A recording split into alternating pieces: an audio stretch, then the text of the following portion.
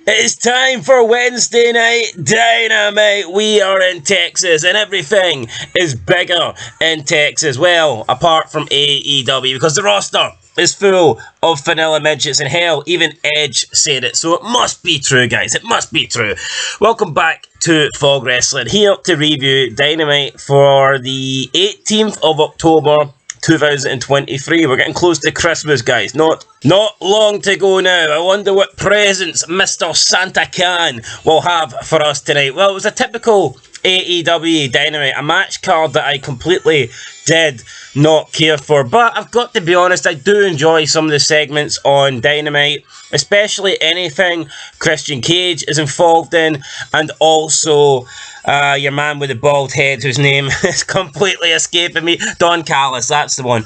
Really enjoy Don Callis as well. Unfortunately for Christian Cage, he is surrounded by fucking bums like Darby Allin and Nick Wayne. Who gives a shit about Nick Wayne? The only Wayne people care about is John Wayne when he's shooting up cowboys out in the middle of the fucking desert. That's only Wayne we want. I wish someone would pick up Nick Wayne, drive him out to the desert, and bloody leave him there. The guy absolutely sucks. In his promo tonight with his mum, why the fuck's his mum there? How embarrassing is this? His mum, this guy's supposed to be a professional wrestler, and his mum's there basically holding his hand. Oh, come on, Nick, you didn't mean it, you're a good kid. I mean, what is this shit? What is this shit? I mean, see, it's almost like he got poor grades in his school exam, and she's up speaking, JR sitting there looking like a big bag of shite, looking like the principal. Well, your son, Nick Wayne, he only got a D in English, and the mum's crying. Oh, come on, Nick, you need to do better than this. This ain't like you. I mean, who gives a shit?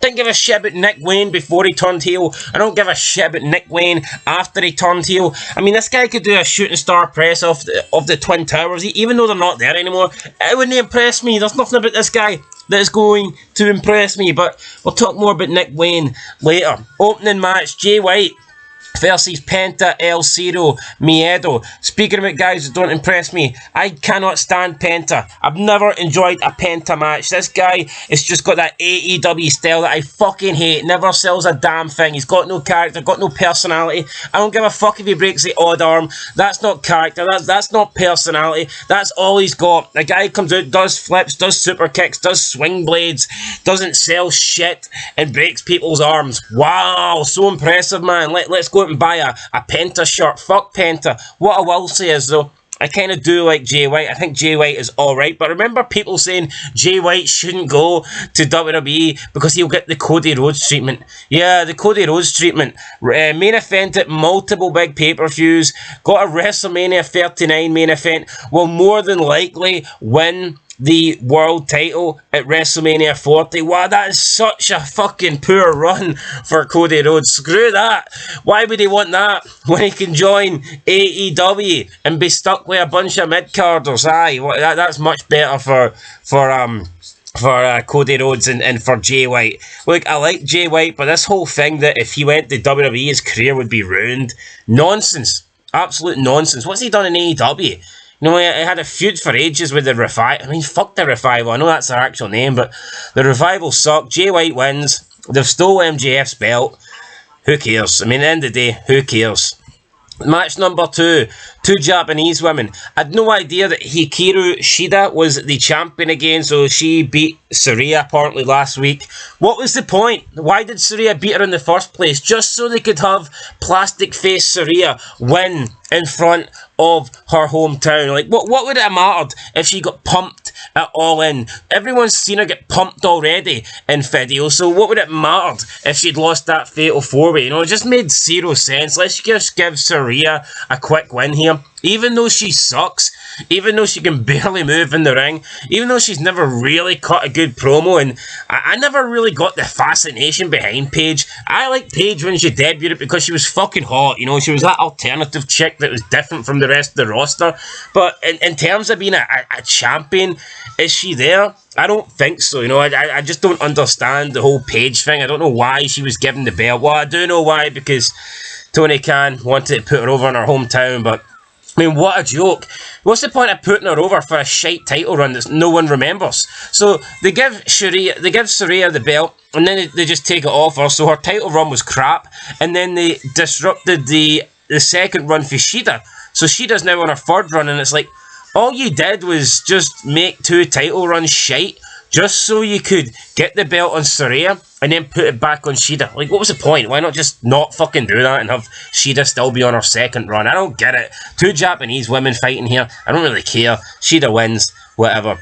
We then got Renee Young sitting down with Adam Copeland. This was pretty good. Adam Copeland's talking about Christian, and he says that him and Christian have known each other from day one. The reason he came to AEW is to finish his career with Christian, but Christian doesn't want that. He said he's not going to fight Christian, and that when everybody else leaves Christian, he's going to be there to pick up the pieces. I think we will get Christian versus Edge, because we've never really had this match other than back when it happened during the Invasion angle, when Christian joined the Invasion and they split up as a tag team. But I don't really recall Edge. They might have had like a match in 2004, like a one-off match, I think, when both were on Raw. But in terms of like a rivalry feud, we haven't had Edge and Christian in over, 22 years now? I think it's got to happen. I'd like to see both. I'd like to see Edge and Christian have a rivalry, and I would like to see them team up again before it's all said and done, and potentially win the tag team, well, not potentially, definitely win the tag team belts. I think it'd be better if it happened in WWE, but you know, whatever, man, AEW, whatever. Pretty good promo here from Adam Copeland, but we can't call him Edge because we're not allowed to. I don't get it. Why not call him Razor Edge? I don't know, call him something. Adam Copeland, that just seems to be fair. It does fit in with AEW, just calling him by his name, because that's all AEW has, just a bunch of wrestlers with like real life looking names. There's no like character like names, no like superstar names. It's just people with average fucking names. It's like your next door neighbor names. Someone could live next to an Adam Copeland. Someone could live next to a Nick Wayne. These names aren't fucking special. There's no The Undertaker. There's no Stone Cold Steve Austin. You know, you don't get any of that shit in AEW. And WWE, to be fair, kind of went down the same route as well with just names. It's like, whatever. Tony Schiavone then came out and interviewed Wardlow after Wardlow destroyed Ryan Nemeth.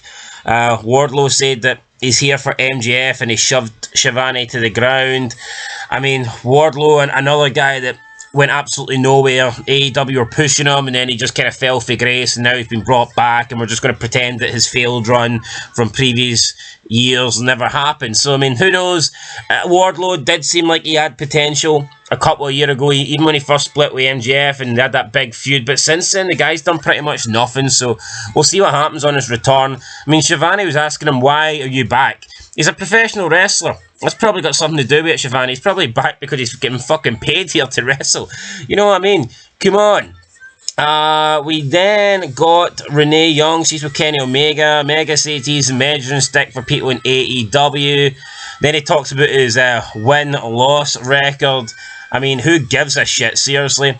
We then got Don Callis come out. He cut a promo saying Fletcher came out, and Fletcher says, "Well, I'm good, even though you think I'm the weak link." And Schiavone says, no, not Schiavone. Callis says, if you beat Omega tonight, then maybe there's an opportunity for you in the family. Then Callis was putting over how Powerhouse Hobbs destroyed Chris Jericho. Not only did Powerhouse Hobbs destroy Chris Jericho, I think NXT smashing AEW in the ratings has also destroyed Chris Jericho, because the guy has seriously just took a bit of a hissy fit over that. I think he's having a midlife crisis. I know he's been having it for about 5 years now, to be fair, but it's still in full flow. Anyway, Kenny Omega versus Kyle Fletcher up next. A match that I did not care for. Never cared for Kenny Omega. This guy is not a draw. I don't care if you put him in the opener, main event, or fucking top of hour one. The guy sucks.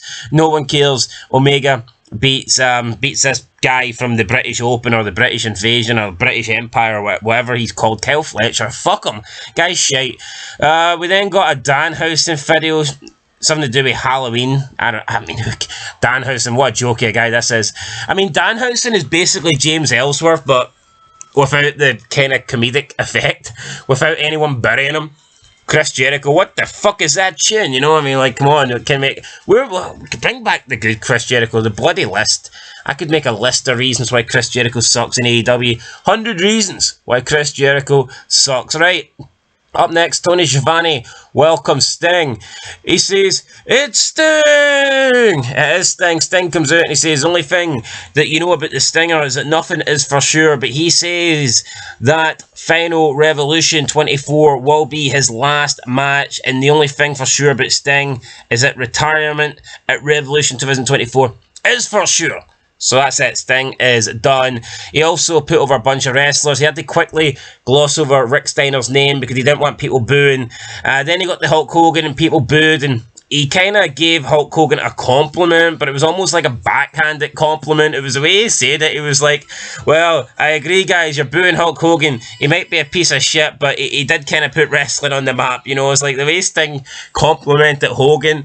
It was like a yeah, I didn't like this. I mean, fuck it. If Sting respects Hogan, then put him over. Don't just try and agree with the crowd because they're booing the fuck out of Hogan, and the fact that Hogan is banned from from AEW. I'm surprised Tony Khan even let him say Hogan. Maybe he has to bury Hulk Hogan to try and make Tony Khan like him or something, or get a little bonus before he retires. I don't know what's happening here, but I mean, if you're going to mention Hogan, you don't have to bury him at the same time. But I thought this was a pretty good Sting retirement promo. Hopefully they do something good with Sting. I've already mentioned this, but what they need to do is get him away from Darby Allin. If Sting is going to fucking retire, then let us get something good for Sting. The last, 4 or 5 months before Revolution, have him do single shit. Have him be on his own. Don't have him be Darby Allin's little sidekick, his little emo buddy, his little emo tag team partner. You know, it's like his father figure where he just follows him around.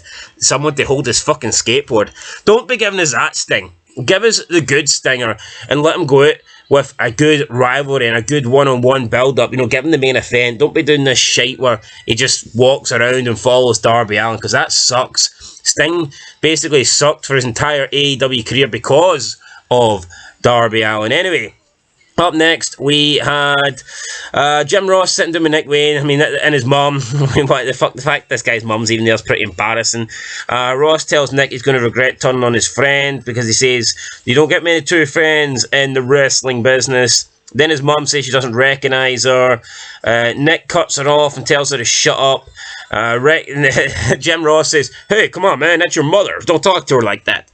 Meanwhile, Jim Ross is sitting there like a big bag of shite. Jim Ross sitting there like depression has well and truly kicked in.